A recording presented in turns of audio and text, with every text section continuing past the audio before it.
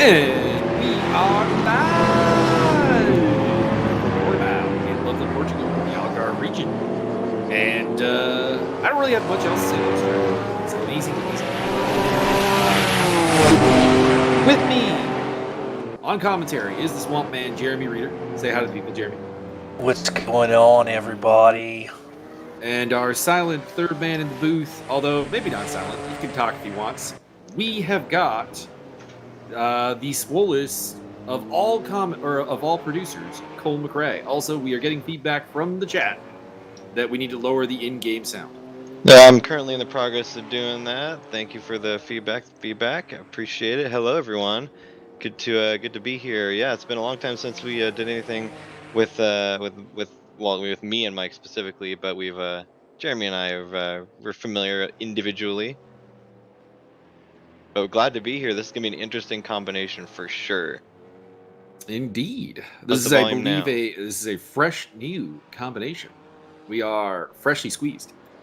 The chat says that we could probably increase the race volume a little bit. Okay. I don't know what a little bit is in terms of like actual like metric units, but there you go. Well, a little bit is about 3 scotches, so I think I know 3 where scooch. Yeah, exactly. So just turn it up till they tell you to turn it down. Turn it up and rip the knob off. Yep. Exactly. So what the hell are we looking at, Mike? We are looking at a co-promoted event via ESR, and we've got RaceDay.watch as our co-promoter for this event. And you should check out them, RaceDay.watch, on the internet and have a look. And of course, you should check us out. Although, if you're watching on our YouTube channel and you have not checked us out already, I have questions. I have mysteries of the universe. And I don't really know what else to say about that. The head squads are incoming as we speak, Mike. Mm-hmm. But yeah, this could be really interesting. I am Michael Magus. I have been the sort of head commentator for ESR for a long time, although lately it's been much more other people stepping up, and I appreciate that. Tons of diversity. More time to focus on my random simulating stuff and podcast, which you can check out basically on the ESR Discord, because I do tend to repetitively pimp my stuff in the other media channels. So, if you're interested in simulated fighting or fighting, check it out. The pimp game is strong with this one. And of course, Jeremy can pimp anything he wants, as well as Cole. Please feel free to pimp, gentlemen. ESR-race.org. ESR-race.org. Yeah, no, I'm just kidding. Yeah, there we go. Just all this stuff. Indeed. You know, everything that you see on the screen right now, you should check out. ESR RaceDay.watch. Check it out.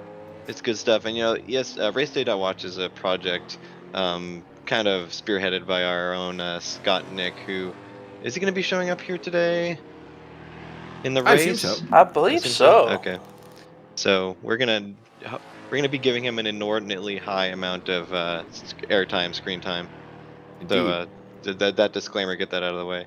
We also have a couple of guys from the Tugas racing community here.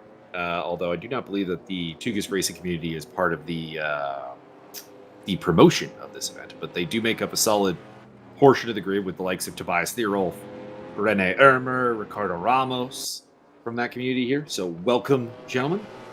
And we have a return of a legend, the man in second place, Mike Stockmill. That man right there, in the rough, is here today. So interestingly enough, dominated ESR for a long time, has been away for a long time, and has 2 purple sectors. But he can't match Tobias Thierolf. I suspect that might have something to do with the car. We were looking at the leaderboard for this track, and it appears that the Gumper Topalo is the best car. Could be wrong with that. Haven't done exhaustive testing or anything about that, but it does seem to be the fastest car around here, and the other ones are just a little bit behind. But yeah, well, it still should be interesting. Anecdotally, and from 1,000 years ago, I do gotta say the rough is probably the funnest to drive. Just the immense turbo lag, and it's really squirrely. It wants to rotate on lift off throttle. So it's a lot of fun. I like that Nokia livery. That's a throwback and a half right there is what that is. Indeed. Interestingly enough, I have never got to see Mike Stoffmill in a race, so I'm excited for what we may see here today, because Tobias is usually a missile, so I'm hoping somebody can give Tobias and Bertrand a run for their money today, along with Renee. Mr. Stoffmill will certainly be up to the challenge. Be interested. Do we know who's in 4th place there, Cole? Because we're not getting it on screen. Looks like Andrew D. The D man. Andrew D. Okay. Mr. D. 4 GT in there. Yeah, I gotta say, don't see that that particular number 9 Mark VDS livery too often, but it is one that sticks out for sure. I like it. It does. It's got a good color combo. Would you like to take us on board with a guy who's just kind of starting a lap, and we can give everybody a tour of the Portimao Grand Prix circuit? Yeah. Give me just 1 segundo here. Kind of gotta find someone. Looks like Martin Edmonds is coming around for a lap. Although maybe, yeah, we'll just ride on board with Martin, our savior and in chief here. Let's put us up in the cockpit view, since that's how most people will be doing this track. All right, here we are in the final turn of the circuit. This is a 15-turn circuit. This is a turn called Galp. Onto the start-finish straight we go, and we're heading down towards turn 1, Primara, which is a massive overtaking zone. And also, if we're being honest, a surprisingly difficult turn because of the change in elevation. There we go. Around turn 2. And then the uphill turn 3. Which is called Lagos. This one's also surprisingly difficult. You've got to get this turn 4 just right. Carry as much speed as you can. No pressure, We're heading down towards Torre Vip, which is turn 5. A.k.a. the tight-ass hairpin. No crash car, Martin. That's also a big overtaking opportunity, obviously heavy braking. Not really a turn here, turn 6. And then we head down to turn 7. And turn 8, which is called Samsung. Little too much of the curb there. There's a couple of nasty curves around here, but that's Samsung there. Uphill again.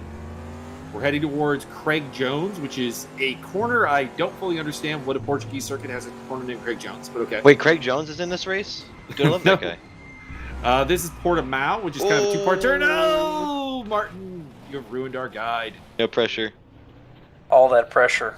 Pressure Just couldn't cracked take at it. Portimao. Portimao is a really hard turn. It's legitimately, I think, one of the hardest turns you're going to see around here because it's a 2-parter that is exceptionally difficult. This is turn 13 here. A lot of back-end wiggling going on here from Martin. This is turn 14, Koenigsegg's a handful. Sagres.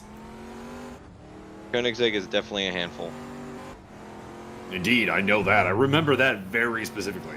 Into the final turn, Galp, which is an incredibly high-speed corner.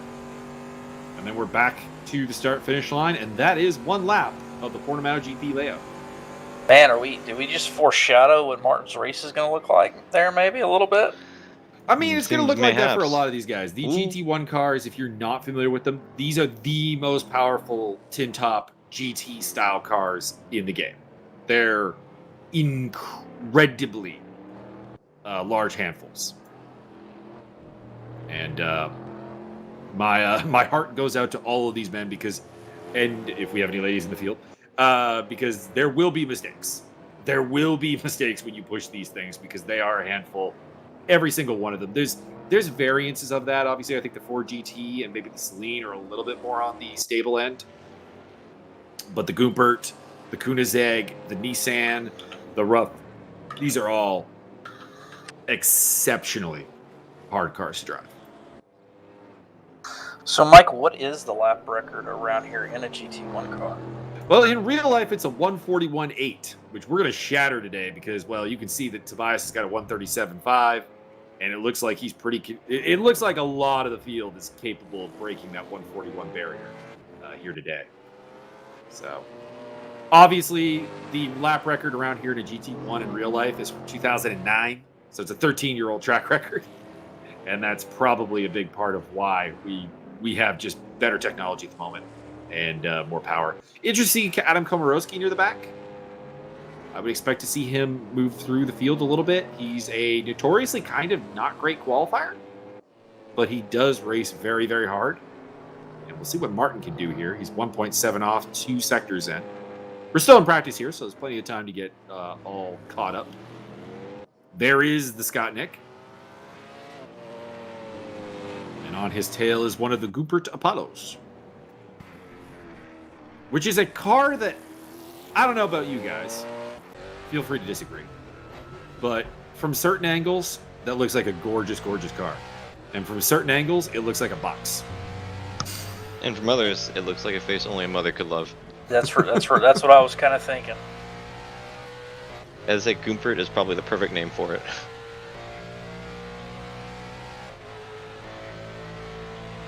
Also, It looks kind of like Mac Higgs in a way. You know what I'm saying? I mean, I don't know about that. gotta say that the GT1 Maytag is probably one of my favorite engine sounds in this whole game. There's a lot of really good engine shows. I'm hoping we get a Nissan. We only had 2 signed up, and I'm not seeing any of them here, but that car purrs. And I know one of the Nissans has booked out for the event, unfortunately. So there's at max, we're going to have one of them. And I really hope that they show up.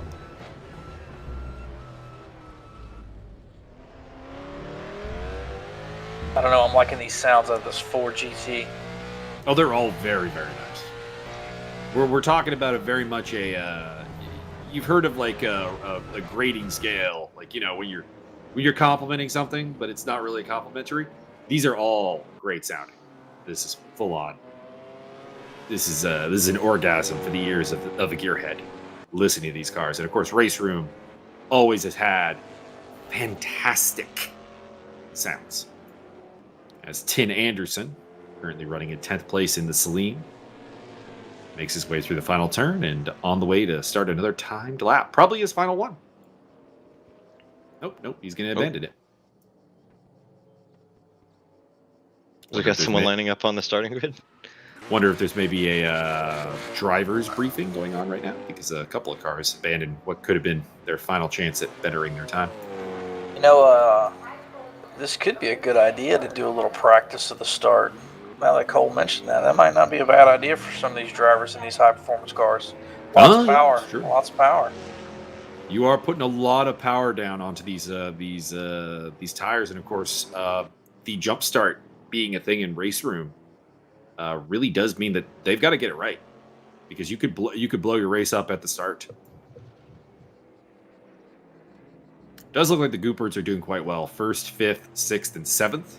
But the Fords are doing pretty well as well. We got 3rd, 4th, 8th pair of roughs in the top 10 as well, and a single Celine.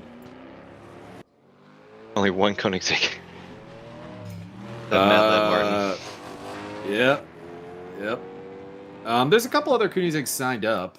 I'll give you the full Koenigsegg lineup if they are here today.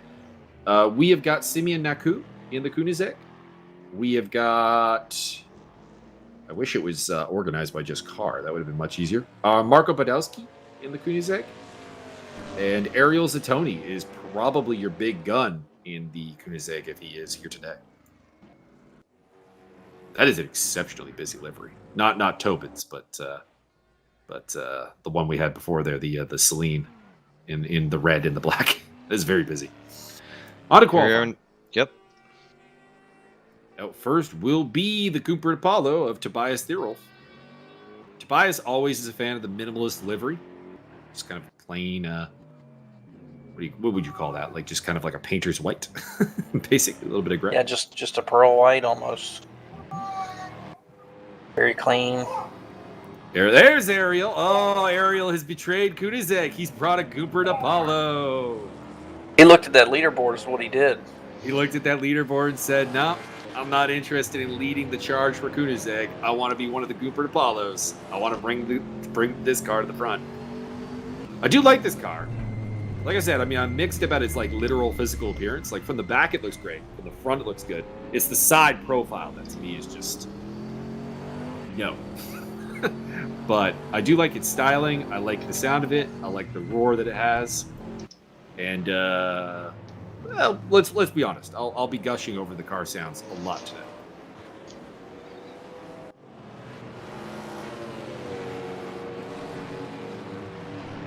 Does look like he's a repeat livery, which is a little bit of a shame.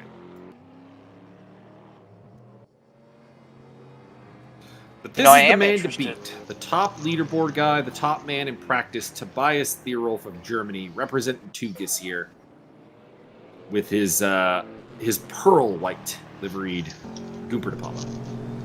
We'll see what he can do here. Yeah, it'd be nice to do a little analyzation of what this guy can do from an onboard experience. Well, we are on the bumper. Here we go through Portimao. It's a little bit wide there, but still probably legal. Into turn 3, the uphill here. That's a turn you need to get right. This turn here is really kind of make or break. That turn 4. It doesn't seem like it. It really doesn't seem like it, but you want to hold an immense amount of apex speed there without losing the car and without invalidating the lap. Because I believe we have slowdowns in effect. Through the hairpin.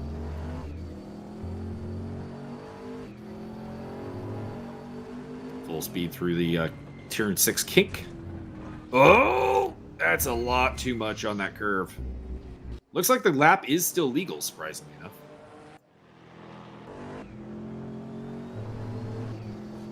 That's through Craig Jones. Oh, maybe not. I think he did illegalize the lap. All right. Well, no time this time invalid. for Tobias. It's the commentary pressure. I mean, he's a man who's got a lot of pressure in general. But we're going to see that. This circuit has a lot of very punishing curves that are going to make it. And also, not for nothing, the super short qualifying that we got here, because you can see there's only 6 minutes and change left. The pressure is on to not waste a lap. And Tobias just did.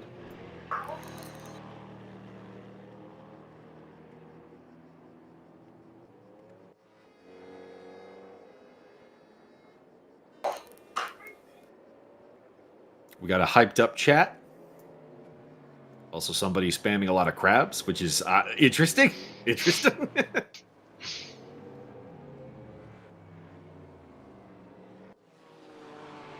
Here's Mike Stopmill. He's got 2 purple sectors on the board. Although at this point, that doesn't mean a lot. There's not a lot of lap times up. But does he have the fastest lap currently? The answer is yes, by 0.3 of a second. Oh, by over a second, actually. Whoa. Now, granted, we don't have a lap time from Thierolf. And we know that it's Stopmill and Thierolf are like the 2 guys you're looking at for pole position. So it'll be interesting to see how that goes. But Rene Ermer, Ariel Zatoni, Andrew D., Martin Edmonds, currently the top 5 with Mike Stopmill. Stopmill purple through Sector 1. Through the hairpin he goes. He might get messed up here, though. He's got that car up ahead of him, and I'm not sure. Okay, looks like he's just going to abandon that. Yeah, he's going to say abandon that one. But that time, I want to say that's quicker than what he was running in practice. So he's definitely going to give Tobias a run for his money here in qualifying. Well, I'd imagine so. I think in practice, if I may comment on Mike Stopmill as a man who I interviewed for like 2 hours on the ESR Racers Corner, I think he probably was high fuel. Race fuel for practice, so he'll be faster in qualifying with the low fuel, very much qualifying setup in effect. Here's Rene Ermer, who looks like he's got a good lap going. I mean, he's only 0.2 off of Stopmill. And he should improve notably. Tobias Thierolf goes second quickest. And Ermer crossing the line. 0.5 off. Not bad. Not bad. Although we are getting a little bit of a timing discrepancy between the tower and the onboards. Looks like it was 627 off, but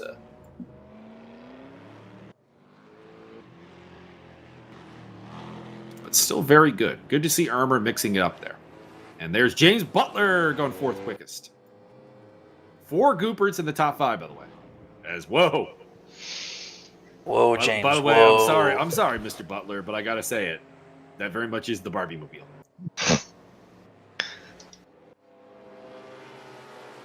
I was just about to ask where this man was.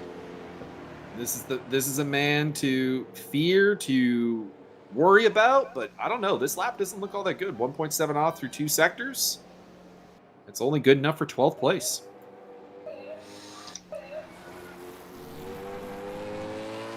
Realistically, he's got about 2 more laps left in him, so Maybe Scott is kind of holding him up a little bit. Not sure. Yeah, it's not a good spot. If I were him, I would just. Well, Scott goes off the track. Never mind.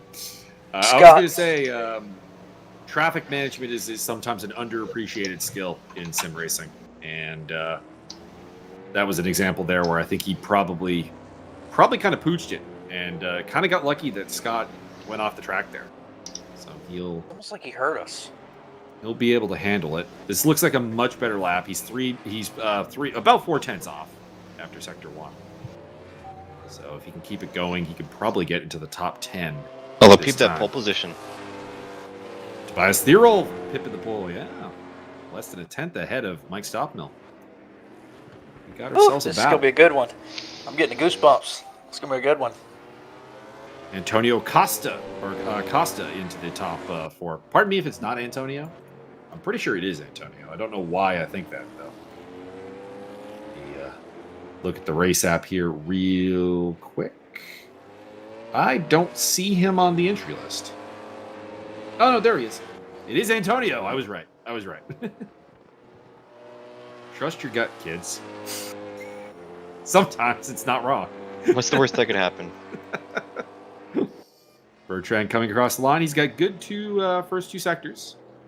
And indeed does move up into 6th place. Although, to be honest, he's still probably not going to be all that happy with that. Bertrand Barrier is a guy that we thought would be fighting for a podium here. And I'm not saying he can't do that from 6th place. I want to make that clear. But it does feel like he's not quite in the fight right now. It looks like he's going to hang that up. Just kind of... Indeed. Jeffrey Stanton in the Celine, currently in 14th place. Pretty decent first sector. See if he can build on it. Maybe peek his way into the top 10. There are no Celines in the top 10 right now. There is Anderson, Darsky, and Stanton in the field today. 1.7 off has the sector 2. That's unlikely to be a top 10 lap, but still might improve on his current lap time. Might manage to get himself out of the last place Celine spot. And we got a good lap here from Martin Edmonds within a second as of the end of sector 2. He is in the top 10 already. And he will come across the line. A 1:39.397 that will be good enough for 9th place at the moment. Displacing Ayrton Tobin. And there is Jeffrey Stanton coming across the line. He does not improve on his lap time, so he had a rough 3rd sector.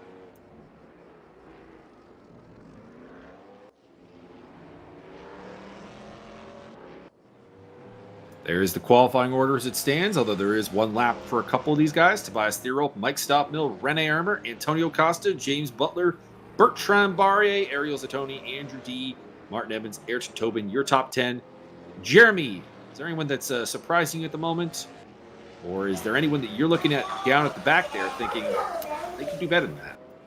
You know, I'm kind of disappointed in Bertrand's quality. I thought he could have done a little bit better. I know Scott's usually pretty quick as well, so I'll be looking at those two guys in particular to see where they end up. Indeed. Good qualifying from Taka. I was a little bit worried about Takahide with these cars because he's always a guy who is very much at the edge of control, and to see him go out there and put in what looked like a pretty solid lap in 140s, not bad at all. One of the roughs heading out, as well as one of the Fords. Last minute recon. Speaking of Taka, there he is. That's like the half Barbie car. A little bit. I am shocked. And I should probably make sure that the livery I'm thinking of is still in the game before I say I'm shocked. So let me just look that up real quick. We have a late entrant, Mauricio. Oh, now that Mauricio's in, I know that there's going to be some elbows out. The ever enthusiastic Mauricio Delgado. So I'm looking up the rough liveries right now. It is still in the game. No one picked the Monster Energy or the GMR Autosports roughs. Those two are very nice liveries. I'm surprised at some of the selections here. I think we only have the two roughs in the field though today. I think it's just Taka and Mr. Stopmill. Could be. Oh, Ricardo Costa is rocking the Monster Energy one, but I don't think I've seen him on track yet. If he is here today. There's Ariel Zatoni in the Goopert. And Antonio Costa, who might be fighting for a podium here today. Is there anyone that surprised you? Well, Antonio, I guess, surprised me a little bit. He's up in 4th place. I'm just not terribly familiar with him. I know I've done a race with him before because I knew that Costa was Antonio Costa. So I've done a race with him before. I didn't remember him being a Apex level driver. And it looks like he's got the speed here today. Or maybe that's just the power of the Goopert Apollo around this track. Like that this car is just the car to beat. We'll find out. I was a little bit surprised to see Scott Nick so far down. He's been doing a lot of practice for this. He's been trying really, really, really hard. And I just kind of expected him to be a little bit more mid-pack as opposed to at the back. But I did mention before, we did have a very short qualifying. It was really, really important not to waste a lap. So maybe we're just talking about a guy who couldn't get a free bit of traffic to really show what he's got. And maybe he's going to move up through the grid.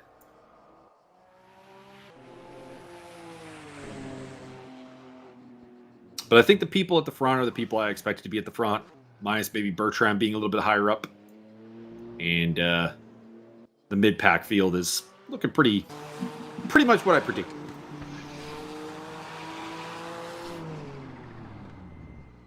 Ooh, that whistle gets me every time. All right, 1 minute to the race. And the start is going to be interesting because, like I said, Primara, turn 1 there that we are looking at right now is a great overtaking opportunity. We used to use this track as an ESR Academy race back in the day. And a lot of drivers had a real temptation to try to force 3, even 4 wide into turn 1. And we'll see what happens. We got 30-degree track temperature with a 20-degree air temperature, which is pretty cool, actually. 3 kilometers wind. Here at the Portimao Circuit Grand Prix. What was your guys' first experience with this track in real life as opposed to in the game? Just curious. None. None. Okay. F1 2021. I think that's the last time they raced there. I predate you guys by a fair bit, actually. I remember being exposed to this track during the A1 GP days. Looks like somebody is starting in the pit lane. Because we have, and we're off. Yep, somebody is going to be coming from the pit. So Tobias Thierolf, and we're doing a rolling start. Oh, it'll be a rolling. Probably safer, actually. Here we go. Is that Taka that was stuck in the pits? No, Taka's the Barbie car Porsche. I'm not sure who that was stuck in the pits, but it was showing Taka's name. I think it's Jeffrey Stanton, though, who's picked up a drive-through penalty for speeding in the pit lane. Side-by-side action further back between 2 of the Gooperts. Antonio Costa and James Butler. No! Well, that's 2 Butler with Gooperts a gone. snap of oversteer. Costa gets taken out in the mix as well. D-Roll still leads from Stoffmill with Rene Ermer, Bertrand Barrier, and Ariel Zatoni. Oh, well, not Zatoni now. Martin Edmonds up in the top 5. That was a huge start for Martin. It was a huge start from Martin. Now, granted, I think he benefited off of the Butler problem. And up into the top 10, shout out Joshua Culper, who is up to 9th place. Andrew D had a bad start. He's down to 7th. Woldarski up into the top 10 as well. Scott Nick up a couple spots. Butler, Costa, and Stanton are the 3 big losers off the start. And more contact from the back. That is Ayrton Tobin And he had contact with one of the red... I thought it was a rough, but I don't think we have a red rough, so I'm not sure what that was. Might have been a Goupert Apollo. Joshua Colbreth. Oh, it was Joshua Colbreth. Okay. Thank you. Oh, yeah, Colbreth is in a rough. Thank you. I forgot we had a third rough. All right, Thirol still in the lead for the Goupert team. Stop Mill second. Third with the second Goupert is Rene Ernst, who we are on board with heading into turn 1. It'll be interesting to see if these top three just kind of work together to get away from everyone else. Well, see, there's a possibility that Thierolf and Irmer might work together. Of course, they are both Tugas racers. They have been teammates in a number of the multi-community events that we have had in recent times. So they're two guys who are quite likely to work together. But I think Mike Stockmill is here for the glory. He's worried about beating Tobias Thierolf. I don't think there's really anything else in his head right now. And that is Bertrand Barrier in 4th place. And this man is aggressive, elbows out, and he might not give Irmer a choice but to be involved with it. Now, shout out to Scott Nix. He is up to 12th. He is indeed. He's coming through the field. Rick Martel also, who qualified 15th, I do believe, or like 17th, is up to 11th. So they're making their way through.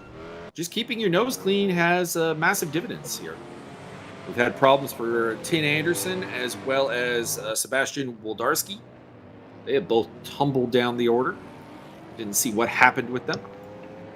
But it wasn't good. I can assure you of that.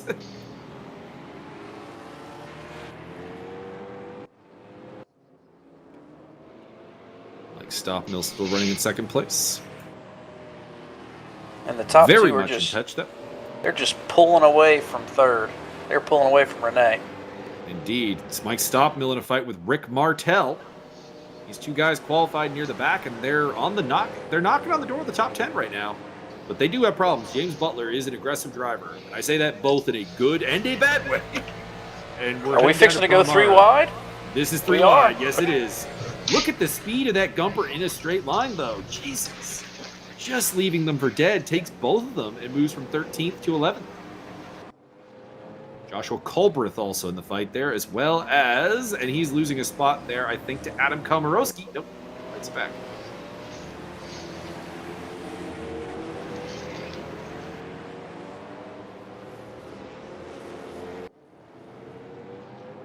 Lyndon Bingaman. You have been fined 2 credits for violation of the verbal code. Antonio Costa trying to make his way through. We know he's fast. He got caught up in the Butler problem. And now he's up to 15th place. Car looks intact, though. Doesn't look like there's any significant damage to the Goupert. Which would be a terrible thing, because, of course, this is a non-pit stop race. We're talking 25 minutes around this track. Not a lot of time to make up for mistakes. He's kind of the guy I feel for right now, because I think he was looking at a fight for the podium. I think he'd be up there with like the Irmers, Barriers, fighting for the podium, and he's not there. Butler off again. Butler's off again, and he looked like he went into the wall hard there. Did Colbreth getting past Scott Nick up into 12th place. Scott Nick dicing it out with Antonio Costa in the background.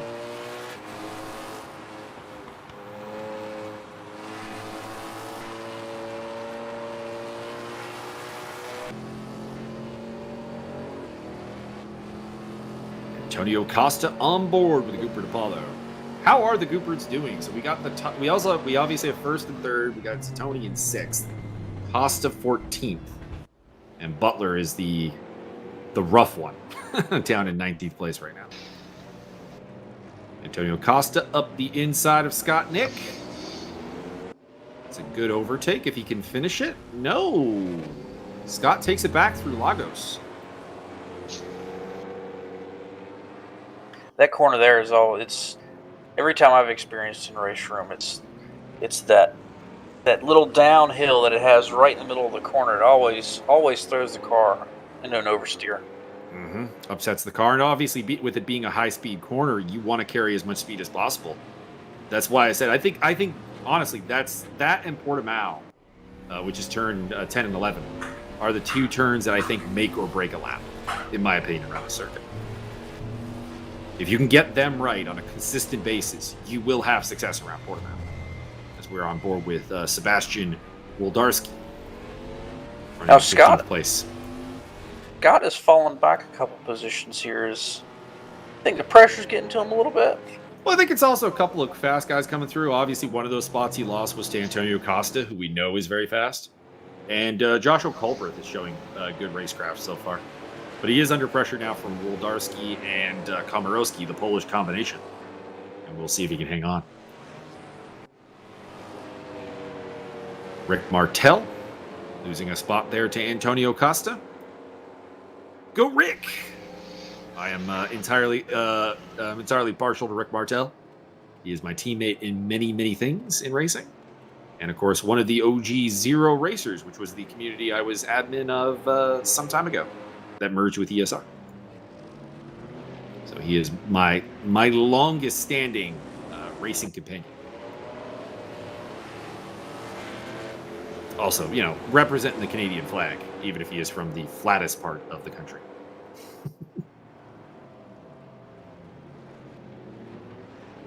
It looks like Bertrand has moved all the way up to third. He just passed Renee. We missed that. He got past Irmer at some point. But Irmer is still there. There's somebody going off there. I think that's Jeffrey Stanton. And it looks like Jeffrey Stanton has... No, that was Tin Anderson. Pardon me. Wrong Celine. And it looks like Tin is out of the race. Down the inside of Scott Nick goes Woldarski. He opened the door, and oh boy, Ayrton Tobin coming through, as well as he is getting railroaded Adam right here. Komorowski. And yep, Scott Nick settling back into 7th. Oh, and he spins Tobin around. Tobin can't be happy about that. Cole, you would be our expert on all things Ayrton Tobin. Yeah, he's not too happy. What do you think he's feeling right now? Might be a steering wheel through a windshield. Was there a loud noise from the room across the way? Maybe a little. I wouldn't put that all on Scott. It did look like Tobin probably could have left a little bit more room, but I think if in a stewarding sense, that's probably going to be on Scott Nick.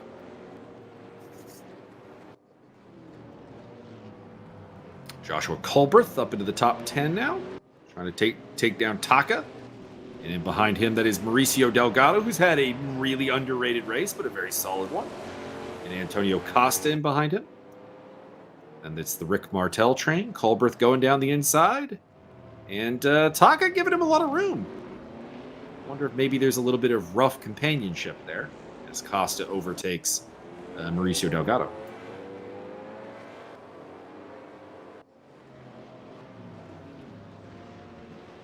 Rick Martel losing out to Woldarski. And now Adam Komorowski goes down the inside as well. But Woldarski picks up a slowdown penalty for track limit abuse. Further back, or further forward, it's Mauricio Delgado going side by side with Taka. They have both been overtaken by Antonio Costa. And Culberth off the track. And no... almost a great save by Mauricio Delgado. I see you, Mauricio. That is not what he wanted. He's going to rejoin behind Scott Nick, which is effectively last place. It looks like we've lost Ayrton Tobin, James Butler, Tin Anderson from the race. And Jeffrey Staunton, of course, had a speeding in the pit lane penalty pretty much at the start, which has compromised his race quite heavily.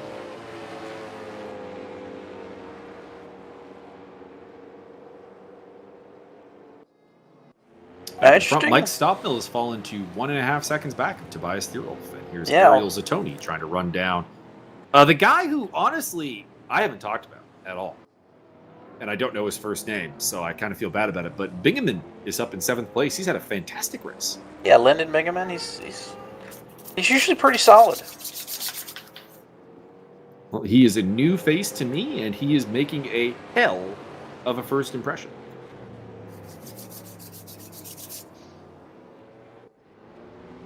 Although, as I say that, Caster's Curse, he picks up slowdown penalty. Well, it happens. You know, it'll be all right. Adam Komorowski running in 13th place. He's had a pretty solid day. He's gone forward. That's generally the key, what you want to do. And he's doing good things.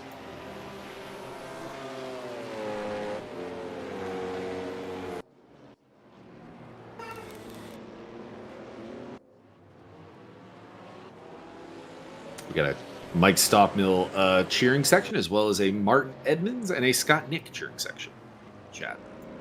Sebastian Woldarski moving up into the top 10, making his move on Taka. And also going through there was Justin Colberth. Or is it Josh or Justin? I'm being very self-conscious. I think Josh is right. It's Josh. Knew it was a J. Knew it was one or the other. And Colbreth, it looks like that rough's got a little bit of top end speed on the Celine, driven by Woldarski there, because he is threatening him kind of every time they go down the front straight. Yeah, I think it's just a matter of time before Josh gets through there. That Celine in front does not look happy. No, but in fairness to Woldarski, he's gone forward pretty much the entire race. Like he's been out there wrangling it, making some aggressive but fair moves. So I wouldn't count him out. Does feel that Colbreth, though, has that rough a lot more planted. We'll see what happens. As Adam Komorowski hunts Taka. Taka's had one hell of a race. I mean, maybe not in a good or bad way, but just he's had to fight a lot.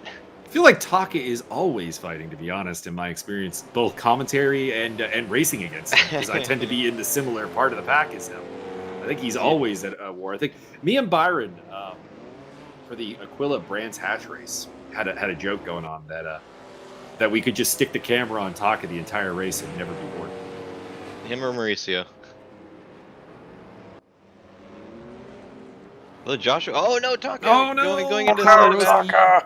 Yeah, Komorowski goes in the back of Taka. It's going to free up Colbreth from having any pressure behind him. Also promotes the aforementioned Scott Nick and Mauricio Delgado to 12th and 13th place. I do gotta say, but for me at least, this Shell rough livery is easily my favorite. Call back to the 964. Mm-hmm. Group C Shell livery. Oh, so clean, so good. I do like that one. I still have to say that it's my third favorite, because I think the roughs have really good liveries in general. I think it's a really good livery car.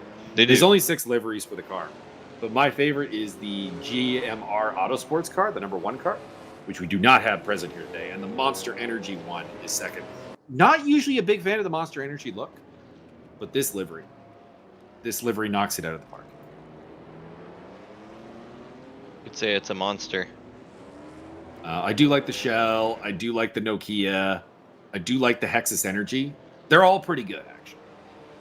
I probably would not drive Taka's car, the Barbie car, but It's only half Barbie. The rest of Yeah, it's half Kawaii. Barbie. it does still have its own appeal, though. I will say that. Not very often I see the Maytech Concepts livery. I remember seeing that on promos when this car was first raced in real life, when they did a reveal of it. It is definitely a classic, even if I don't think it ever actually got raced with that livery. No, never. Oh! Contact levels between out. Taka and Komorowski. Komorowski manages to keep the foot in and take this position. Rick Martel in the background. Shout out to, was it GT1 Racing? That's not going to be difficult to distinguish at all, but GT1 Racing, I think in Michigan or something, bought the rights to the body molds for the Maytech GT1. Oh, The really? remaining GT race car chassis, and is going to be making some badass track day cars out of them. Very nice, very nice. Do you think I have those available for the public? Yeah, if you got a cool 1.1 million. That's what I'm talking about. We can make that work. It's available. Yeah. Oh yeah, they're gonna make like I think 500 of them. I wonder Joshua if Culver's they take. still on the tail of Sebastian Woldarski. These two have had a long battle going on here for this final spot in the top 10. Culver goes down the inside. It looked like they were closer than they were. My bad. Sometimes they take those cars where they buy the rights to them, and they'll build a couple just to have like a an experience type of revenue with them. You know, where Yeah. you can pay like a couple $1,000s. You go out for a couple hours. So this kind of view with this, especially them being both red, the Celine is huge compared to the rough. It It is. so is. long. Well, I think the rough is the smallest of these cars by a pretty considerable margin as Woldarski gets overtaken there. I wonder, is do we long. have weights for the cars? That would be Oh, well, Darsky just, I think he missed his, I think he just outbroke himself there. Yeah, there was quite a bit of back and forth there. I think Holberth might have had a little bit of a hand in that. There might have been a little touchy. And not the good kind. Not a good touch. No not touchy. Not a good No touch. touchy. Bad touch. Bad touch. There's that in the background. I see it's Scott Nick. It is. He is catching these two up pretty quick. They're battling his. Well, I think Colbreth is relatively safe, but Woldarski might be in for a late fight, maybe a last lap, last corner. All right. Well, I'm convinced that the sizes are not actually all that accurate because according to the sizes per the RaceRoom store, the rough is bigger than the Celine, which is not the case. That's patently false. Yeah. It is apparently 5 kilograms larger, and I don't believe that. Well, it could be heavier, but Yeah. lengthwise, it's definitely missing a couple feet. Yeah, I don't have any leg stats, though. The only size stat I have is, obviously I have the engine sizes and then the weight of the car. Yeah, Celine's got an edge there, too. Was it 7 liters? Yeah. Yeah, the rough's got the least powerful of the engines, actually. 6. No, apparently it has more than the Gumpert. And actually, no, apparently it has the 3rd highest, actually. Most powerful is the Nissan. Celine number 2. Oh, Renee he had Bertrand in his sights. I think he got a little overzealous. Yeah, a little bit squirrely on that turn 1 entry. He's got 2 laps to get the job done. It's going to be a tough ask. As Mike Stoffmill similarly trying to make it happen for the win. But I think the Gumpert superiority might be putting Tobias out front here. He's close, though. He is close. He's close, he's been closing it down because for a while there he had drifted back to about 2 seconds back. He's got it down to under a second. So Stoffmill is coming. We'll see what happens. Well, it's one thing to catch up to Tobias. It's another thing to pass him. So A remarkably smooth driver who makes incredibly few mistakes. Shout out to Stoffmill having his wipers on and his lights off. Wait a second. Irmer might still have a shot at Barrier. Costa overtakes Ariel Zatoni, as I was just about to talk about it. Go. Looks like I think Ariel made a mistake. I'll let Costa through. Further back, there's a couple of still workable gaps, but everything's kind of settled into the 1.5 to 3 second range, except for the battle for first and the battle for third. Woldarski on the tail of Colberth. But I don't get the opinion that he is much of a threat because, well, we saw the battle between these two, and it really just felt like Colberth was the faster car. And the question really was, could he get past Woldarski? Lyndon Bingaman starts his final lap. Currently still in 7th place. Might be in danger, though. We know that Costa is really, really fast. So, despite the fact that the gap is quite large, we know that Costa is capable of doing 38, 37s. And if Bingaman's top-end speed is a 140, there's a chance that could go down to the wire.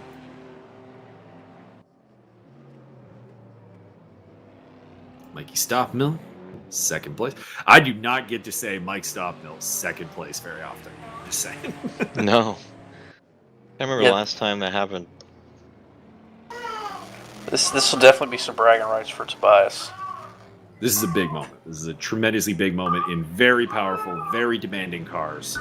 And as much as we suspect the Gumpert Apollo is the class of the field, just because of the positioning and the leaderboard that we saw, the fact that there are 4 of them in the top 10, it's still incredibly impressive. to beat Mike Stock. And I would like to he see is these going two to go do it head-to-head. here today. I'd like to see these two go head-to-head in the same car. That'd be great to see. Further back, it's Antonio Costa. The podium will be rounded out by Bertrand Barrier in the Ford GT, head of the Gumpert of Rene Armour. Feels like everything went right for Rene, but he couldn't cash in a podium there. Martin Edmonds takes 5th place, ahead of Andrew D., who had a bad start, but kind of cleaned it up and put up a decent fight. Picks up the number 2 ranking for the Ford team. It's a pretty decent day for Ford altogether, as Lyndon Bigeman takes 7th place ahead of Antonio Costa. Is Lyndon our biggest mover of the day? We might have to do some research. Might be. Other candidates would be Scott Nick, who moved up 6 spots from 18th to 12th. And I think it's Scott Nick. I don't think anyone did more than 6 spots. But Lyndon Bigeman probably number 2. I think he picked up 6 spots. Or 5 or 6, I think. Rick Martel had a pretty decent run. He started this race in 19th place, wound up in 15th. Solid work. And Mauricio Delgado also moved forward. Jeffrey Staunton deserves a round of applause, though, gentlemen. Man, something happened at the start where he started in the pit lane and got a speeding in the pit lane penalty. And he stayed out there, kept running it, and is going to bring the car home in 17th place. So, like that deserves a big applause. That's the no quit award. Oh, and James Butler's still in, so. No, Butler was still running. What? Okay. 3 laps down then. This indicates Butler had a really rough time with the car. I'm just saying. Shout out to James Butler for sticking with it, though. You know, Barbie car, definitely. 3 laps down. He had a lot of reason to leave, but no, I kid. I mean, he did. I mean, a lot of people would have given up 3 laps down. But we've got race number 2 coming up here. I assume we're going to get some kind of reverse grid. I don't know what the details on that. Perhaps you could provide them, Cole, since you have access to the. Yeah, the one segundo. That's just the track conditions. I believe it's another 20-minuter.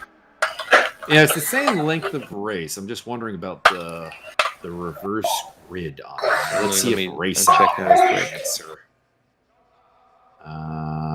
Race 2. Here we are. Top 10. Top 10. Reverse grid, top 10. Mm-hmm. Yeah. Reverse grid, top 10. So pole position will go to Joshua Culbreth, I believe. That sounds right. So a rough will lead from the front. Help us out. With Chad. Ariel. Who It'll be finished Culbreth and Ariel Zatoni. Also, we have a message from Scott Nick, who would like us to change the team names to custom in the director. Okay. It'll be user team names or something to that. 1 second.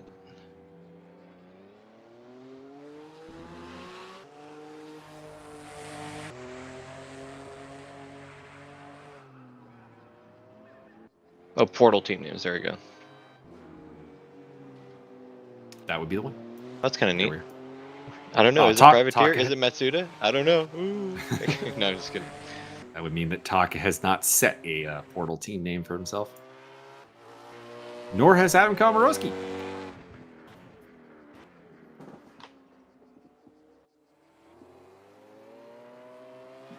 Henrik Andreasen in chat asking for more live content. You know, I'm actually kind of sad that Andreasen isn't here today. He's a fierce man on the track as well. I would love to see him in these GT1s. Mm-hmm. Adam Komorowski coming into the pit lane. Just wanted to get the tires all fired up. He's another one that had a solid race, I think, in race 1. Let's see what he can do in race 2 here. But outside of the reverse grid, unfortunately for him.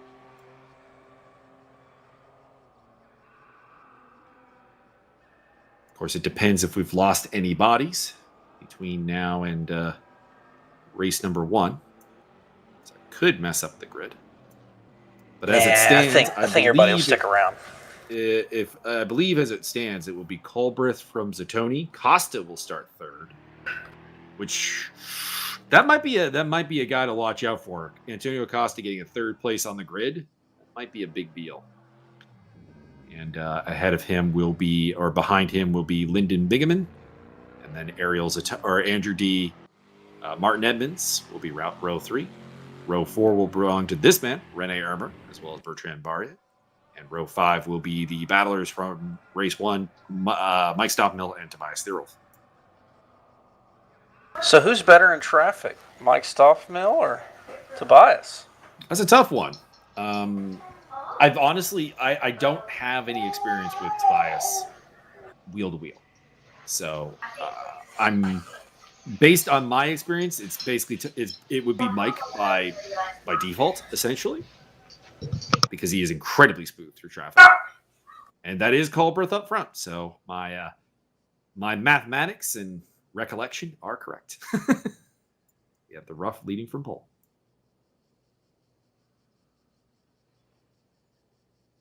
Costa is the danger man, though. That's my pick right now. Anyone else have a pick? I don't know. Bertrand might be on the warpath, I think.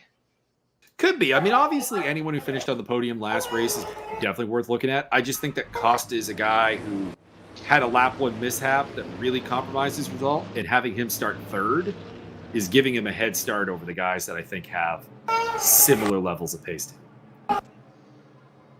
But we'll see. Misfortune may find him again as we await the green flag. And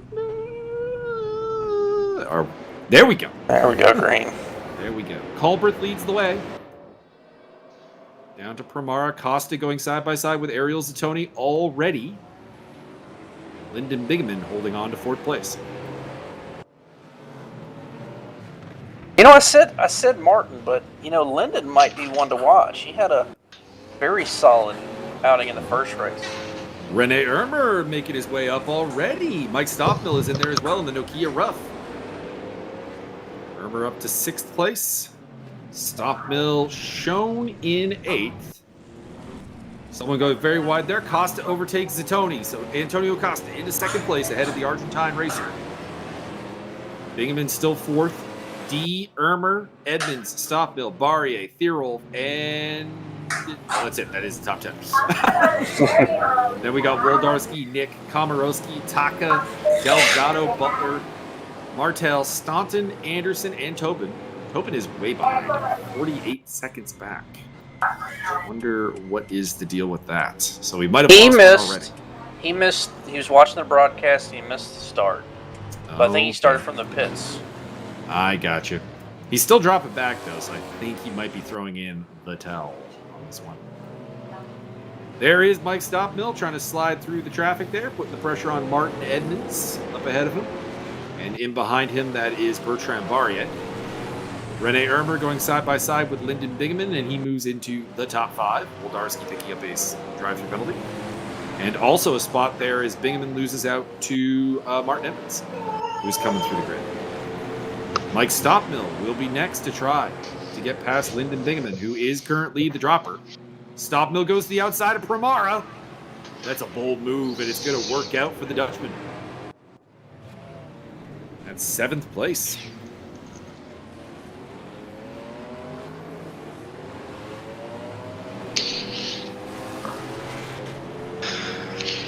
Bigeman under pressure from Barrier as well as Tobias Thierolf. Thierolf has not gone forward at all. He started 10th and he is still in 10th.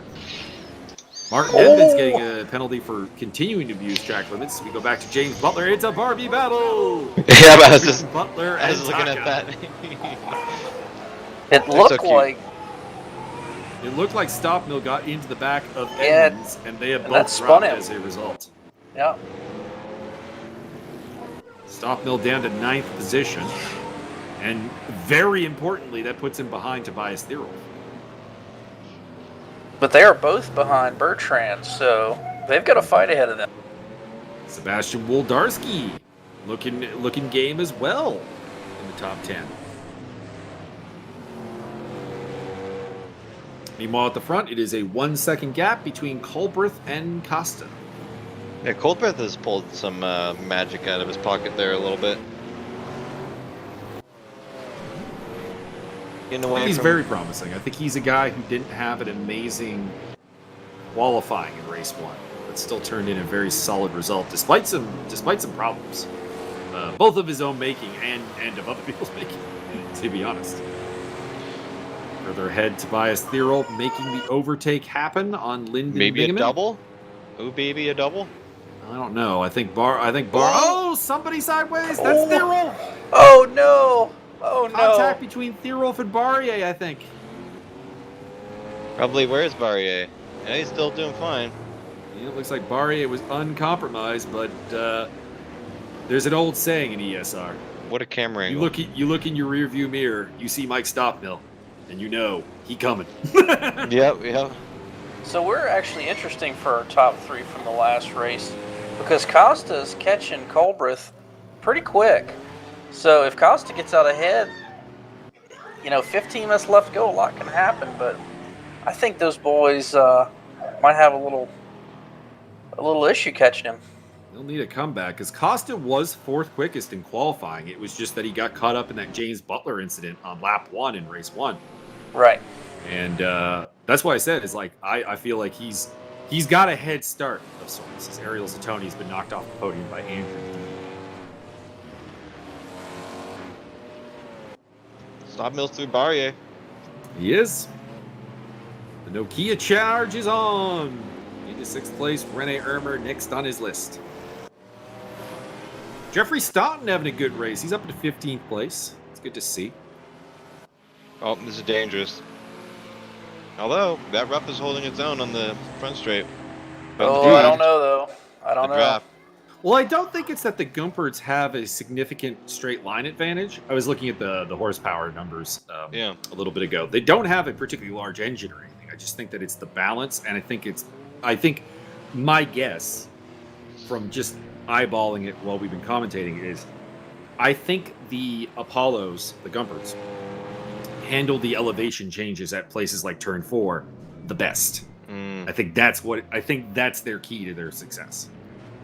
Rather than literally just any kind of straight line advantage. And we can see Colbert getting really hot under the collar from all this pressure. He's gone sideways a couple of times in the last few turns, and he's clawed it back. This is another one. The rough really struggles for traction going uphill after that short. That's kind of what I mean. You see, the comparison with the Gumpert. The Gumpert looks like it has great traction, kind of at all times. It's just really, really planted. Yeah. But I think Costa's going to have him here. And if we exclude James Butler, no offense to James Butler, the number of Gumpert problems we saw in race 1 were very limited. True. The real question is, do we want to keep looking at this or watch the Zatoni-Ermer battle? Yeah, that is the big question. I kind of want to see what happens with these two in the front stretch. I think I know. You're ignoring that there's a third party in that fight, which is Mike Stockmill. Yeah, it's true. We'll want to look at both of them if we can, but obviously, there's going to be the chance that if we lead the battle, something cool happens. Yeah, exactly. It can happen. We have a report in the chat from Martin Edmonds that his car is wrecked and he has parked it. We're down to 18. Oh man. We have a friend in the commentary booth, Jeremy. What does he say? It's like problem. Maybe it's a skill issue. Is that what I think it might be a skill issue. Yeah, you're right. Picnic issue. That's of course Matt Higgs-ism. I have the same thing, although mine is a picnic from a setup guide I have for ACC, which is problem in chair, not in car. Oh yeah, yep. So Stockmill got through Barrier. Indeed, that was a while ago. That's right. Yeah, he's gotten through Ermer now as well, though, as has Barrier. So Ermer's dropped 2 spots. That's what I was thinking. Now up against Ariel Zatoni. Talk about a classic rivalry. 3D speed bragging rights here. Ariel Zatoni versus Mike Stockmill. 2 of the most successful 3D speed racers of all time. Mike Stockmill by far the most successful. But Ariel would probably be in the top 5. They are parked up behind Andrew D. Barrier's still there. Irmer's still there. And Costa's got to get a move on if he wants to have a chance, because Mike is coming. I would also like to say I did throw a little barb the way of James Butler from race 1, but he is up to 9th place here, despite having started in 18th. So he's your climber of the day. Although he does have Tobias Thierolf on his tail, and that feels like a bad spot to be in, but we'll find out. It's not great, and Tobias has a nice little train of pain behind him. Woldarski, Komorowski, and Delgado. God damn it. Shout out to R3E letting Gran Turismo put a livery on the windshield of that Gunther. Mike Stockmill up into 4th place. Yep. Got Right as I Tony. change the camera, of course. And now D is next up. Andrew D is having some flashback moments here. There's some PTSD going on here with Mike Stockmill's return. My favorite Mike Stockmill moment will still remain. We were racing at Red Bull Ring, the A1 ring, and he decided to pit in a race that required no pit stops. Dropped him to the back and came flying through. And it was interesting to see who was going to fight him, or like me was going to use him as a weapon against the guy I was actually racing. Andrew D is making it very hard on Mike right now. He is. He's got those elbows out. We saw a couple of bobbles from Mike. He did. And at the front, Costa's gotten ahead of Colbert. Costa's pulling it out, half second already. That was kind of my concern, that if Costa could hit the front, he would be able to go. So what's the gap here? We're talking half second back to Colbrith, 4 seconds back. So he's got about a 5-second lead over Stockmill with 10 minutes to go, and Stockmill's got to deal with 2 other cars. I like his chances, but we'll find out. Bertrand Barrier trying to get past Ariel Zatoni. This is another long-standing rivalry in RaceRoom. And Barrier, I think, has got the job done. And that was an aggressive move to take the apex there into turn 4, because had Zatoni been there still, he would have gotten spun out pretty heavily as Stockmill goes up the inside of Andrew D. And that is 3rd place for the Flying Dutchman.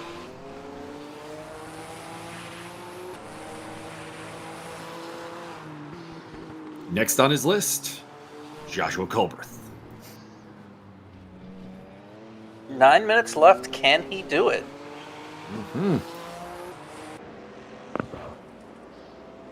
Further back in the field, Tobias Thierol still 10th. Has not gotten past James Butler. Has shrunk the gap a little bit. That's about it. Oh, there goes Mauricio. Ooh, that was a good Gets save. a little out of shape. Good save, though. Yeah. And we'll drop him to 15th. Oh. Back at the front, Bertrand Barrier now is trying to get past Andrew D. You got Irmer in the background. Looks like well you might have found a little breath of air there, because he clawed a good chunk of time back from D in that last sector. For a call in qualifying, Andrew D has a weak 3rd sector, though, I think. I think he lost a bunch of time. He went from, like, if memory serves, and someone can go back in the video and double check me, I think he went from 7 tenths off pole to like 1.3 tenths off pole in just the 3rd sector. So that could be just a weakness that that D has in play. As James Butler under pressure from Tobias Thierolf and putting the pressure on Lyndon Bingaman at the same time. Ooh, a little brake check maybe there. or is that Tobias saying, "Hey man, I'm quicker"? I mean, Butler did qualify very, very well. I mean, his race 1 went terribly, to be clear, but he did start that race in 5th place. He's got pace. The cork in the bottle here is Bingaman.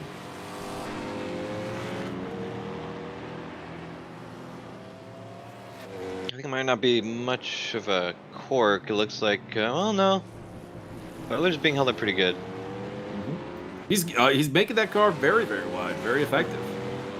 But Butler's also an aggressive driver. If he thinks that there's just a small bit, he could go for it. And of course, Tobias Thierol, we know, is incredibly quick. As he a takes slide. Butler. Big Big slide. save. Oh, Nice Big save. Is that lost big? ninth Is that place. save of the day? Yeah, it might be. And we've had a bunch of good saves. Oh, and immediately they're off on the attack to Bingaman. And I think he already got Bingaman. Yeah. I don't know if Bingaman put up much of a fight there. I think he recognized the name behind him and was like, "Right this way, sir." Yeah. Please don't hurt me. Yeah, after you. This The is Barry- not my fight. Barrier is really an interesting position here. Got Irmer behind, and D is making that GT even wider than it actually is, which is impressive. Well, I think this is another cork in the bottle scenario. I don't think D is quite on the same level of pace as these two. And Well, right. it's shown because, of course, we saw earlier Barrier overtake Irmer. And, of course, they battled it out for third place in race 1. Right, And but he's now Irmer's making it right up on the tail after being like 3 seconds behind. So Mike has caught up to Colberth. Oh yeah. indeed. Yeah, it's down to 0.3 of a second. Want to hop in on that at some point in the near future. There Yep. we are. I was trying to. It kept moving the button out from under my cursor. It's like, no, you want to watch Irmer. The Total Nokia Porsche trailing the Shell Porsche. I say Porsche, of course, because those who are unaware, the RUFs that are in the game essentially was a way around the fact that RaceRoom had no license for the Porsche. And Yeah, well, it that was, is essentially what these are. It was an EA exclusive, so Need for Speed was the only franchise that had Porsches in it for the longest time. For a long, long, long time. You know, and literally everyone else grabbed was like, okay, this little rough brand, we're just gonna use them. And they, It's a I have similar, no doubt it's they a were similar like, sure. thing to Alpinas being used as BMWs, Carlsons as Mercedes, of course, whenever a license is available. And, of course, notably the P45 Competizione to get around having a Ferrari in the game down the inside of Portimao. Nope, things better. Ooh, not really. Oh, he's Oh, but he got Colberth to mess up his braking. Now, here's the question, gentlemen. Was that Mike Stockmill playing 4D chess, going I down think the that inside was. with no idea that he was actually going to make that overtake? Or was that just pure luck? I think that's pure luck. I think Don't it was feel he was I think he was just gonna plant his sights right on Colbert's hiney, and he's gonna wait for him to psych himself out, which just happened really quickly, I think. Yep. Colberth went too deep on the brakes there and opened the door heavily for Mike Stockmill. I was thinking about these GT1s. They're I wouldn't say they're outmatched by their acceleration, but they definitely don't have proportional braking to like GT3s. That's true. That's true. Definitely need a little bit of adjustment there. I miss the days when there were GTX class cars that were just GT1s but with an extra 150 horsepower. Mm-hmm. Well, they all got moved Completely- into this class. I know. I don't understand why they moved. I mean, I get why they'd want to put them in GT1 because the GT1 field only had 2 cars for a long time. But, you know, I don't see why they just didn't keep both classes because I miss those GTXs. Those are my favorite cars for a long time. Well, they kind of kept the GTX idea with the Pagani Zonda, though. Well, kind of, but the Zonda's slower. It than is the slower, GT1s. but it's a lesser version of the GTX. But at the same Yeah. time, like I feel like it has a very similar feel to it. My favorite thing was doing a multi-class LMP2 GTX because they were roughly equivalent, just on totally opposite ends of the spectrum. We the might LMP2 want to put the camera back on the fight between D, Barrier, and Irmer. I have no doubt that Stockmill will be interesting down the line here, but I think right now he's in a chase against Antonio Costa. Absolutely, no, that was Martin requested switching to Helicam, and that distracted me a little bit. It's all Martin's fault. It's all Martin's fault. Martin trying to be the boss again. They are, despite all the fighting between D, Irmer, and Barrier, I think they are actually closing in on Colberth, which opens up this is a 4-way fight for a podium.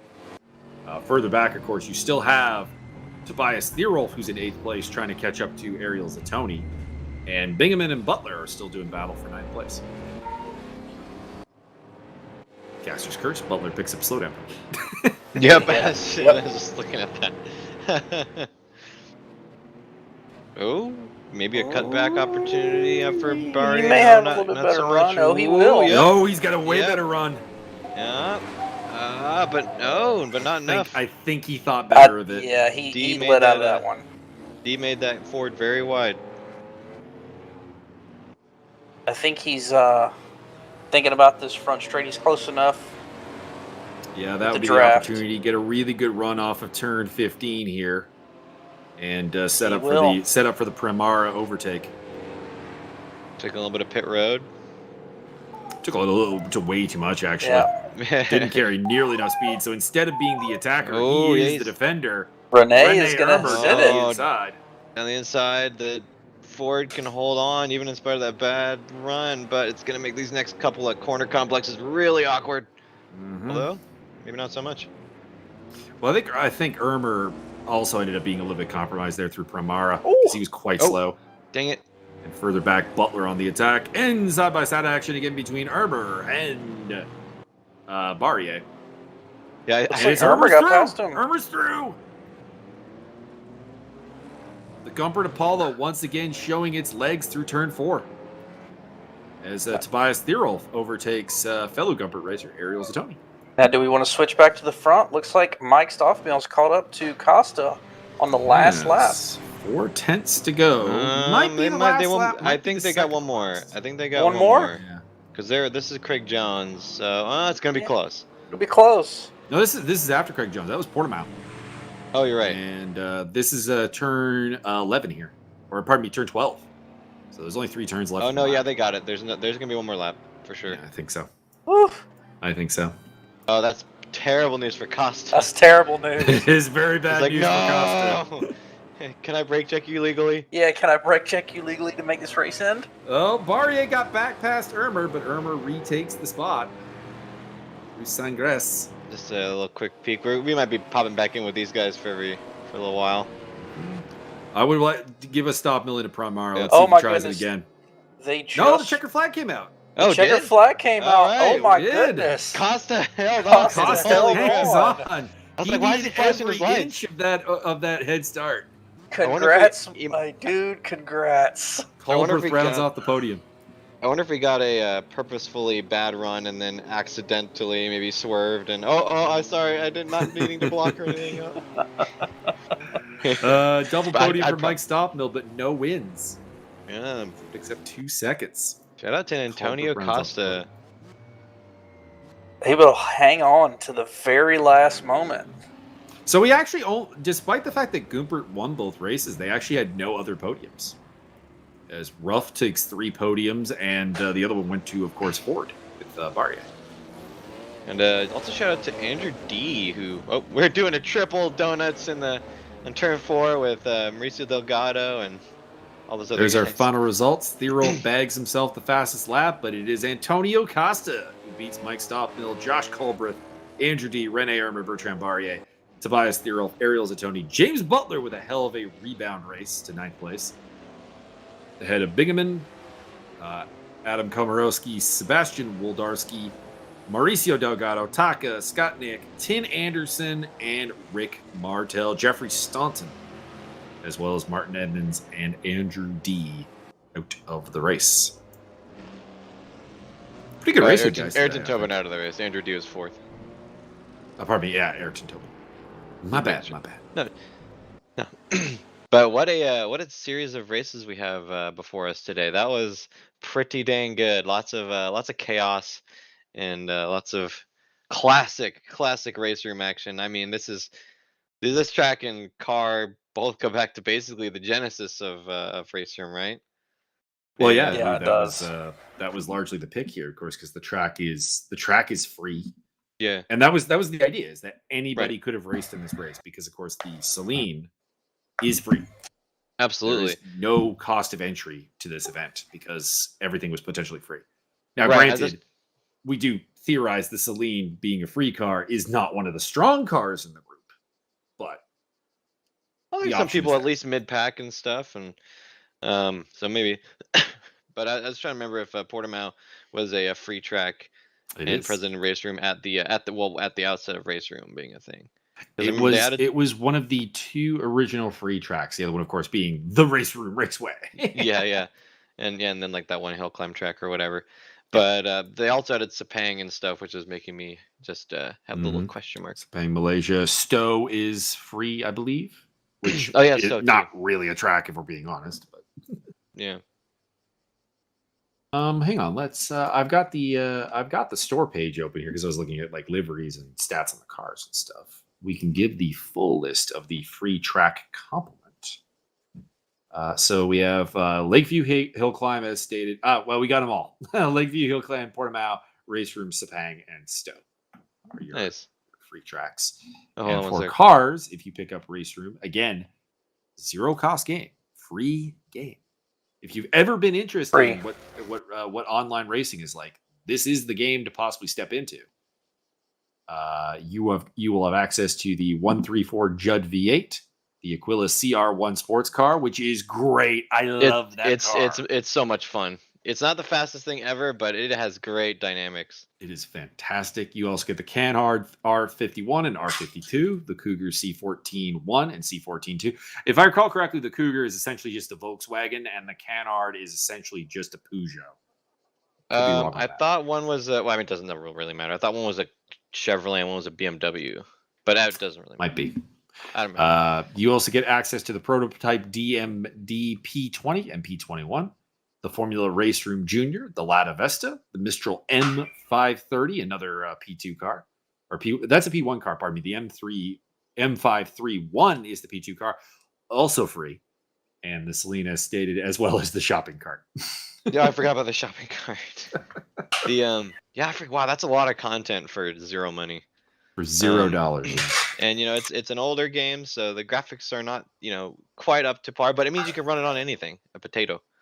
Also, I think the sound is still absolutely top notch. Yeah, sound is still ahead of the pack. I mean, other guys have caught up quite a bit, and I think the feedback is good. And I forgot about those silhouettes, the Canhard and the Cougar. Those are great fun. Those are probably some of my favorite cars in the game.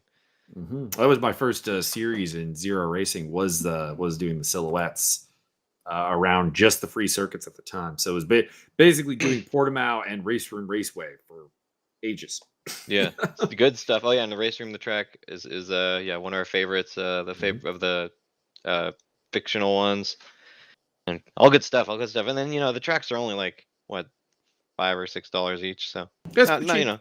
I mean, if you want to get everything, we're talking about a relatively high price tag, but you don't need to. You can grab packs and get stuff. What you want. Make it an overtime thing. RaceRoom would appreciate it if you put everything. Oh, yeah. I guess we'll. I think the last thing we had to talk about driver of the day, gentlemen. Who do we got? I'm thinking Scott Nick. He had quite a bit of stuff going on for him, and then plus I'm a little biased because he helped set this thing up. Yeah, I can go with that. I think that's a definite candidate. I am going to go myself with Mike Stoffmill. The return of the legend here today. Yeah. Yes, he did. Yeah, that is true. But he got 2 second places. And we had that question at the top of race 2. Who was going to make their way through? Stoffmill or Thierwolf? Who had the better wheel to wheel? Who had the better ability to deal with traffic? I think we got our answer. Yeah, that is true. Well, so then I guess the driver of the day is a Skyke Knopfmeal. We got both of them. We could do that. I'm trying to put it up on the screen, but it's not letting me. The only letdown I had today, the only one, is we didn't get any Nissans. Yeah, no Nissans. That was a comparatively late add to the game. I mean, it was still years ago, but they only added it like what, last year, 2 years ago? Probably 2 to 3 years ago, because I was still playing RaceRoom regularly. Admittedly, I did a lot of Assetto Corsa Competizione for a while. I tend to be one sim at a time sort of guy. Yeah, because switching back and forth between the different physics models tends to boggle my brain a little bit. Yeah, well, it makes sense. Like some of them differ so much that it's hard to switch back and forth. I mean, for us normal people, I'm sure Stoffmill is totally fine with it. But I'm looking forward to getting back to well, actually, to be honest, by the time I heal, the Aquila series will probably be over, which is disappointing. No, that's a bummer. Well, I'm sure there'll be plenty of options of similar quality. The community here is pretty active with getting good combos set up. I timed blowing my knee out and breaking my foot really poorly.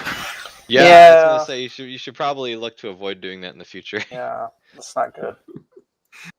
Although blowing my knee out is a strong word. It's just a strained ACL. I have done notably worse in the past. Yeah, I hope we do more races like this. There's talk because we did this last or 2 years ago for with Assetto Corsa.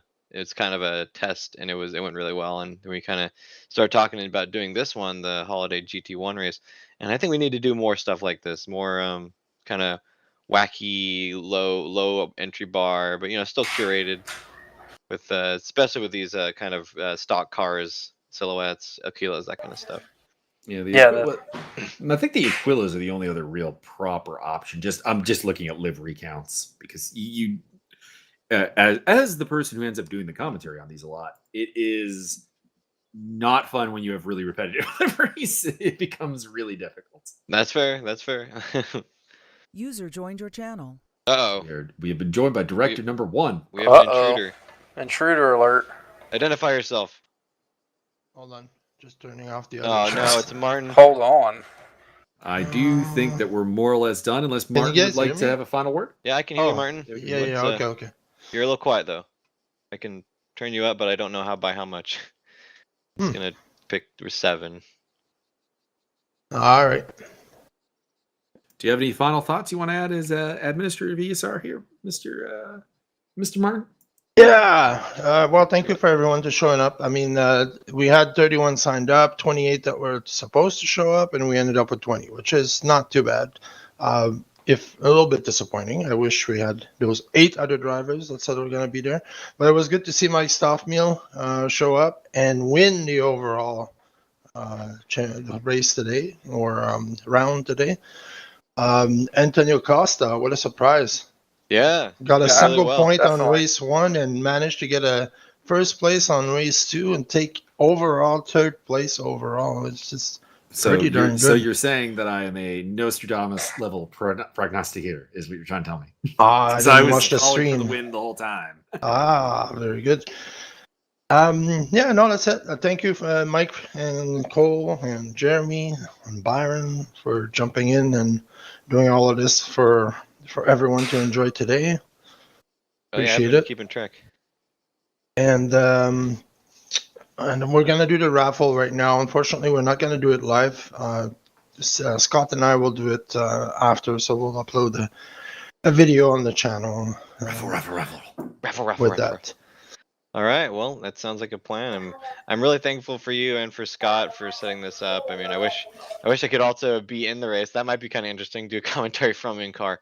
But it's always fun to watch, and I always enjoy these little fun thingies. And I know everyone involved has a great time too. So Perfect. really thankful for that. But in any case, visit RaceDay.watch for all your race watching needs and your keeping track of racing schedules. They do a great work with preparing all that and getting it organized in a place and setting up events like this. They're really good people. And ESR-race.org, of course, for all your sim racing needs. We have a Discord and all that. If you want to talk to us, we're there. We're always here and setting up events. We got quality race room, Assetto Corsa competition action on the regular. Also dabble a little bit in Assetto Corsa as well as Automobilista a couple of times. I think. Do we have a rally thing going on now? We do. It's a combined Tugas ESR Dirt Rally 2 competition. We're just entering our 4th round, I think, and we got some pretty stiff competition there too. So, but it's all really low key. We're here to have fun. There's something for everybody, all skill levels, as long as you're ready to treat this with a little bit of respect and a little bit of seriousness. There is a place for you. Absolutely. Indeed. Absolutely. Allegedly. Or in the commentary booth. Yeah. Always Yeah. some more voices in here. Definitely need some voices. Yeah. True. Don't want to have to. Jeremy's about to quit. It's too many gigs of voice chat to do. We need some people in here other than Matt Higgs. We can't rely on him. Oh God, we cannot rely on Matt Higgs at all. Just kidding. Matt Higgs is a good guy. But Also, I suppose I should pip it out. Just because I'm basically the one-legged man right now, I do have a fair amount of time on my hands and not a lot to do.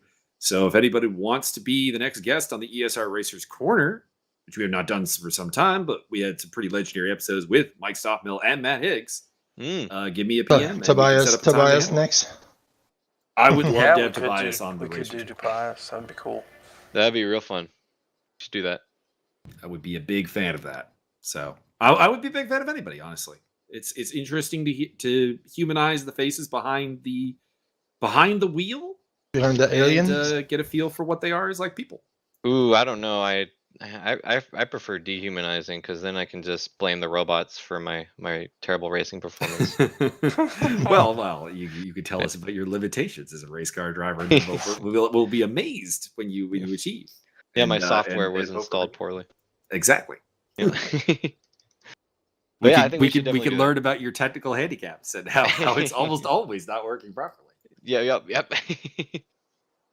Well, do we got anything else from anyone, or are we gonna go straight to that raffle? we won't do the raffle live. It's okay. Scott and I will do it afterwards. Oh, okay. Yeah, thank you. I would just like to once again pimp my sim and podcast. Give me a PM on Discord. Meodred is the name, and we can talk about it. If you're interested in having a simulated combat sports fighter like Jeremy, like Martin, and like Cole. Although Cole, I don't think you pay attention to your fighter at all. I do. I get no the post and I read them in. I just don't respond. Ironically, his fighter is having a tremendous career, actually. Yeah. Although lately it's been a little bit. What's your fighter's name? The Teabagger? Yeah, Too swole Cole McRae. Of course he's too swole. Yeah, of course. How am I gonna give up on that, Martin? That's right. Oh my gosh. Too swole Cole. We got Martin with no nickname, and we got Jeremy the Swamp Man Reader. Swamp Man. That's right. Is that a euphemism for something? It is. Louisiana, man. Actually, Jeremy here is going to be approaching a Titan FC title match in the sim in a little bit. He hasn't signed up, but I think honestly the next fight he gets is going to be a #1 contenders match. You should explain, and he will have a chance for some gold.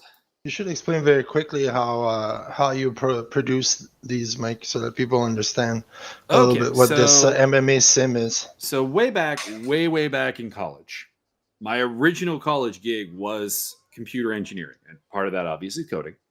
So one of my projects was to produce a mixed martial arts simulator, basically a piece of software that will take a stats file and a profile for a fighter, put it up against another fighter, and simulate who's going to win, with some random elements thrown in there so that not every fight is the same, and it produces a play-by-play. I've been working on this for like 15 years now, which is a little depressing at times. Why? It's cool. But yeah, it's a lot of fun.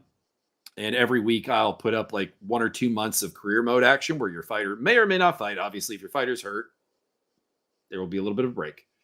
But where your fighter may fight, achieve things, and you can sort of play it like an RPG. You can tell your fighter to go to different camps to learn different things, to go to different promotions to get different opportunities, change weight classes possibly. For example, my fighter is currently in the midst of dropping from heavyweight to cruiserweight because in real life I'm losing weight quite rapidly, and I'm very happy with it. And I can finally make 205 as opposed to fighting people like Byron. Which is a hard time. It's not a fun time. I'm telling you that right now. And we also have a more fun mode, which is called Costa Rica Deathmatch. This is basically a relaxed rules environment, essentially no rules. It's kind of like Mortal Kombat meets the UFC. Are you able to have a chair to hit people in the face with from wrestling? And Martin here did just lose the deathmatch title to Doug Braddock. So is there a brutality mode where I you really rip out people's spines? That, but I haven't done that. No. No. But it's interesting, and it can be used for other sports as well: submission grappling, boxing, kickboxing. Although MMA has always been my thing, it's the combat sport that enthralls me the most because it has everything in it. So you can check that out. There's a Discord server for it. We can throw a link in the description maybe, or just PM me on the ESR Discord, like I said. And obviously, if you want to be a guest on the on the Racers Corner, reach out. We can arrange a time and get some things done. And other than that, I also do a podcast and I stream various video game stuff, which again is pimped on the ESR Discord. So if you're there, you can find what I do. Basically, the moral of the story is: first step, visit ESR-race.org. Second step, sign up for Discord. Third step, profit. Exactly. Yeah. All right, thanks, guys. Yeah, thanks, Martin. Thanks Nope, for thank everything you you. do. User disconnected from your And- channel. Oh, we're gonna get that in the recording probably. Yeah, we'll get that User is recorded. disconnected. Don't worry about it. But yeah, I said all I can say. Jeremy, you got anything? No, I'm good. It was great. Great racing for everybody. Thank everybody for showing up. And the ones that stuck it out, thank you very much. I guess the only thing we'll throw in is we can talk about what's going on with ESR right now. Just kind of a what's coming up thing. Okay. And that's really about all I can think of. And we'll be out of your hair at that point, Yeah. basically. Why are you doing this? Okay, so we have the ESR Multiclass Season 5 Mondays. That's an Assetto Corsa Competizione server. Very cool. Very fun. We have the ESR GT Challenge coming up in January. Get ready for that. Jeremy's behind that. Jeremy, Oh, you gotta pick yeah. your stuff. Yeah, I'm actually posting everything today, so signups will be open starting today. Get in there, sign up. I want to see you out there. And then we also have the Sunday series that we are doing with Tugas, as well as the ESR Aquila British GT or British Tour, which is all the British tracks in Aquilas. Very fun. I was going to compete in that, but of course, as stated, the leg kind of messed up, as well as ESR drop-in stuff where we do some ranked servers in RaceRoom. So happy holidays. Happy whatever it happens to be that you celebrate. And I think we're done. Yeah, I like that. I like that plan. Happy holidays to y'all, and to all, good night. Roll the intro. Roll the outro.